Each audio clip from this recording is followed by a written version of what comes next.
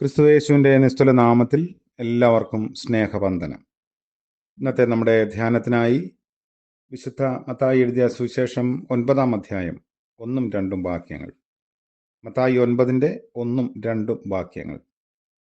അവൻ പടകിൽ കയറി ഇക്കരയ്ക്ക് കടന്നു സ്വന്തം പട്ടണത്തിലെത്തി. അവിടെ ചിലർ കിടക്കമേൽ കിടക്കുന്ന ഒരു പക്ഷവാതക്കാരനെ അവൻ്റെ അടുക്കൽ കൊണ്ടുവന്നു. യേശു അവരുടെ വിശ്വാസം കണ്ട് പക്ഷവാതക്കാരനോട്, മകനെ, ധൈര്യമായിരിക്ക, നിന്റെ പാപങ്ങൾ മോചിച്ച് തന്നിരിക്കുന്നു എന്ന് പറഞ്ഞു. കർത്താവിൻ്റെ പരിശുദ്ധ നാമം വാഴ്ത്തപ്പെടട്ടെ. 3 സുവിശേഷങ്ങളിൽ രേഖപ്പെടുത്തിയിട്ടുള്ള പക്ഷവാതക്കാരൻ്റെ സൗഖ്യ വിവരമാണ് ഇവിടെയും നമ്മൾ വായിക്കുന്നത്. മർക്കോസ് 2-ാം അധ്യായത്തിലും ലൂക്കോസ് 5-ാം അധ്യായത്തിലുമൊക്കെ ഇത് രേഖപ്പെടുത്തിയിട്ടുണ്ട്. ഇവിടെ കർത്താവിൻ്റെ ആർദ്രതയും ശക്തിയും ഉടനീളം വെളിപ്പെടുത്തുന്നു. താൻ മുഖാന്തരം ദൈവത്തിങ്കലേക്ക് വരുന്നവരെ പൂർണ്ണമായി രക്ഷിക്കാൻ കർത്താവ് പ്രാപ്തനാണ്. തന്നെ ആവശ്യമില്ലാത്ത ഗദരദേശം കർത്താവ് വിട്ടു. പിന്നീട് ഒരിക്കലും ആ പ്രദേശത്തേക്ക് കടന്നു എന്നതായി രേഖപ്പെടുത്തിയിട്ടില്ല. കപർന്നഹൂമിലുള്ള സ്വന്തം പട്ടണത്തിലെത്തി.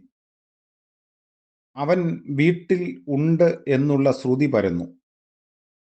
അനേകം പേർ വന്നുകൂടിയതിനാൽ വീട്ടിൽ സ്ഥലമില്ലാതായി. അങ്ങനെയാണ് മർക്കോസിന്റെ രേഖപ്പെടുത്തൽ. കർത്താവ് അവരോട് തിരുവചനം സംസാരിച്ചു. ഗലീല, യഹൂദ്യ, യെരുശലേം എന്നിവിടങ്ങളിൽ നിന്നൊക്കെ വന്ന പരീശന്മാരോടും ന്യായശാസ്ത്രിമാരോടും യേശു ഉപദേശം നടത്തിയതായി വിശുദ്ധ ലൂക്കോസ് രേഖപ്പെടുത്തുന്നു. സൗഖ്യമാക്കുവാൻ കർത്താവിൻ്റെ ശക്തി അവനോട് കൂടെ ഉണ്ടായിരുന്നു. ഇത് കർത്താവിൻ്റെ സഹിഷ്ണുതയുടെ കാലമാണ്. അവൻ നശിപ്പിക്കാനല്ല, രക്ഷിക്കാൻ വന്നവനാണ്. 2-ാം വാക്യത്തിൽ പക്ഷവാതക്കാരനെ തൻ്റെ അടുക്കൽ കിടക്കമേൽ കൊണ്ടുവന്നു എന്ന് മാത്രമേ മത്തായി പറയുന്നുള്ളൂ. അവൻ അവരുടെ വിശ്വാസം കണ്ട്, മകനെ, ധൈര്യമായിരിക്ക, നിന്റെ പാപങ്ങൾ മോചിച്ചിരിക്കുന്നു എന്ന് പറഞ്ഞു. മർക്കോസ് പറയുന്നത് 4 ആള് ചേർന്ന് ഒരു പക്ഷവാതക്കാരനെ ചുമന്നുകൊണ്ട് വന്നു എന്നാണ്. പുരുഷാരത്തിന്റെ നിമിത്തം അവർക്ക് യേശുവിൻ്റെ അടുക്കൽ ചെല്ലാൻ കഴിഞ്ഞില്ല. അതുകൊണ്ട് അവർ ഇരുന്ന വീടിന്റെ മേൽക്കൂര പൊളിച്ചു പക്ഷവാതക്കാരനെ കിടക്കയോടെ ഇറക്കി വെച്ചു എന്നാണ് മർക്കോസ് പറയുന്നത് 2-ാം അധ്യായത്തിൽ. ലൂക്കോസ് മറ്റു ചില വിവരങ്ങൾ തരുന്നുണ്ട്. യേശുവിൻ്റെ മുൻപിൽ കൊണ്ടുചെല്ലാൻ മറ്റ് മാർഗം അവർ ആലോചിച്ചതായി പറഞ്ഞിരിക്കുന്നു. പിന്നീട് ഇവർ പുരമുകളിൽ ചെന്ന് മേച്ചിലോടുകൾ നീക്കി അവനെ കിടക്കയോടെ ഇറക്കി വെച്ചു. ഇവിടെ കർത്താവ് അവനോട് പറയുന്ന ഒരു കാര്യം, പാപം രോഗത്തിന് കാരണമായി എന്ന അർത്ഥത്തിലാണ്. ഇനി പാപം ചെയ്യരുത്. അതിനാൽ രോഗശമനത്തിന് പാപം മാറ്റി കിട്ടേണ്ടത് അനിവാര്യമാണ്. മകനെ, ധൈര്യമായിരിക്ക എന്നുള്ള ആശ്വാസവാക്ക് അവൻ്റെ ഹൃദയത്തെ വളരെയധികം പുളകം കൊള്ളിച്ചിരിക്കാം. പാപഭാരത്താൽ ഒരുതരം ഫ്രസ്ട്രേഷനൊക്കെ അവൻ്റെ മനസ്സിനെ മതിച്ചിരിക്കാം.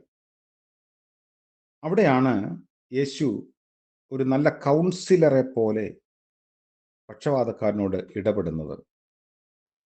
ഇനി പാപം ചെയ്യരുത്, നിന്റെ പാപങ്ങളൊക്കെ മോചിക്കുന്നു.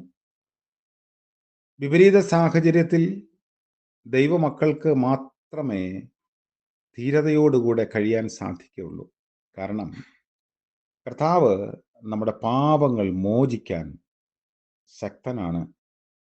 യേശുക്രിസ്തുവിനാൽ മാത്രമേ മനുഷ്യരാശിയുടെ പാപങ്ങൾക്ക് മോചനമുള്ളൂ. ഇതാണ് നമ്മുടെ വിശ്വാസത്തിൻ്റെ അടിസ്ഥാനം.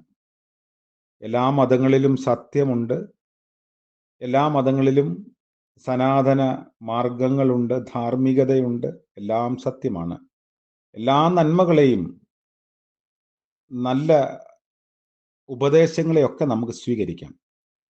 എന്നാൽ നമ്മുടെ പാപമോചനത്തിന് യേശുക്രിസ്തു അല്ലാതെ ലോകത്തിൽ മറ്റൊരു വഴിയുമില്ല.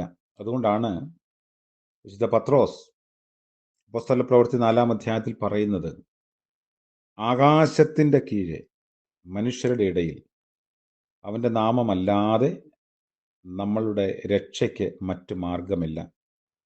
ഇത് ക്രിസ്തീയ വിശ്വാസത്തിൻ്റെ അസന്നിഗ്ധമായ ഏറ്റുപറച്ചിലും ആ ഒരു പ്രഖ്യാപനവുമാണ്. ഇതാണ് നമ്മുടെ രക്ഷയുടെ അടിസ്ഥാനം.